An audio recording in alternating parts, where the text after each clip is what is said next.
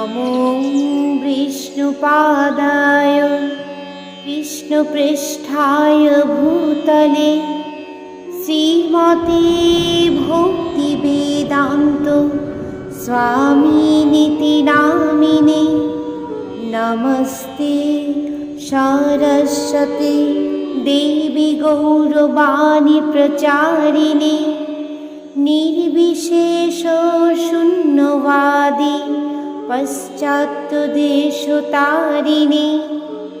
जय श्री कृष्ण चैतन्य प्रभु नित्यानंद श्री अद्वैत गदाधर श्रीवासादि गौर भक्तवृंद हरे कृष्ण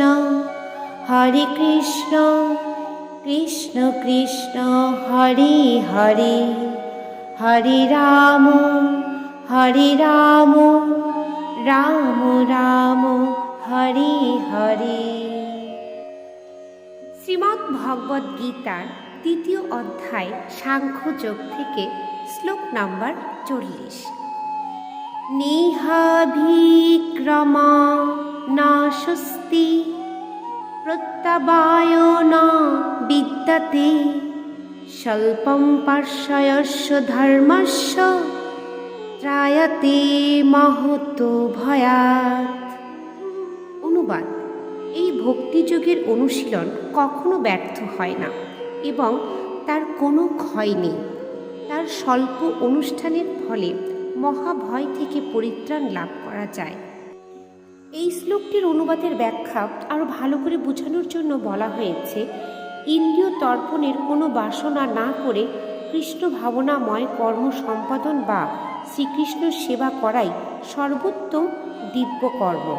কেউ যদি অল্প পরিমাণেও ভগবানের সেবা করতে শুরু করে তাতেও কোনো ক্ষতি নেই এবং সেই স্বল্প সেবা কোনো অবস্থাতেই বিফলে যায় না। জড়জাগতিক স্তরে অনুষ্ঠিত কার্যকলাপ সুসম্পন্ন না করতে পারলে ব্যর্থতাই পর্যবসিত হয়, কিন্তু কৃষ্ণ ভাবনায় সেবা সুসম্পন্ন না হলেও বিফলে যায় না, তার সুফল চিরস্থায়ী হয়ে থাকে। তাই এই ধরনের কর্ম একবার যে শুরু করেছে সে তার সেই কৃষ্ণ ভাবনাময় কর্ম সম্পূর্ণ করতে না পারলেও ক্ষতি নেই। কৃষ্ণ ভাবনাময় 1% কার্যকলাপও স্থায়ী ফল প্রদান করে, ফলে পরবর্তীকালে 2% থেকে শুরু করা যায়, কিন্তু জড়জাগতিক কার্যকলাপের ক্ষেত্রে 100% সফলতা ছাড়া কোনো লাভই নেই। অজামিল কৃষ্ণ ভাবনায় সামান্য কিছু কর্তব্য সম্পাদন করেছিলেন, কিন্তু অন্তিমে ভগবানের কৃপায় তিনি 100% সুফল লাভ করেছিলেন। এই সম্পর্কে শ্রীমদ্ ভাগবতে 1.5-17 একটি সুন্দর শ্লোক আছে। ত্যক্তা-সধর্মং চরণং ভুজং হরে ভজনোপকটর্থপতে তত্ত্বয়দি যত্রাক বা ভদ্রং ভূতং ভূষকিম পবার্থ আপত্ত ভজতাম সধর্মত। যদি কেউ তার স্থায়ী কর্তব্য কর্ম ত্যাগ করে ভগবানের শ্রী চরণাম্বুজের সেবা করে এবং সেই ভগবত সেবা সম্পূর্ণ না করে অধঃপতিত হয়, তাতে ক্ষতি কী? আর কেউ যদি জড়জাগতিক সমস্ত কর্তব্য কর্ম সুসম্পূর্ণ করে তাতেও বা কী লাভ? কিংবা কোনো মানুষ সমগ্র পৃথিবী লাভ করেও যদি তার শাশ্বত আত্মাকেই হারিয়ে ফেলে তবে তার কী লাভ?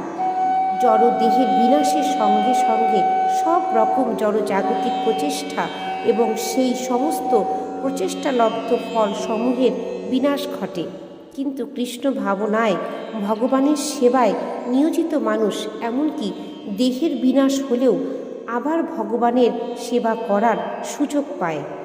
অন্ততপক্ষে সে আবার নিশ্চিতভাবে মনুষ্যজন্ম প্রাপ্ত হবার সুযোগ লাভ করে। সৎ ব্রাহ্মণ অথবা বিত্তশালী সম্ভ্রান্ত পরিবারে জন্মগ্রহণ করে সে আবার উন্নতি সাধন করার সুযোগ পায়। কৃষ্ণ ভাবনাময় কর্মে আত্মনিয়োগ করার সেটি অতুলনীয় বৈশিষ্ট্য। হরে কৃষ্ণ।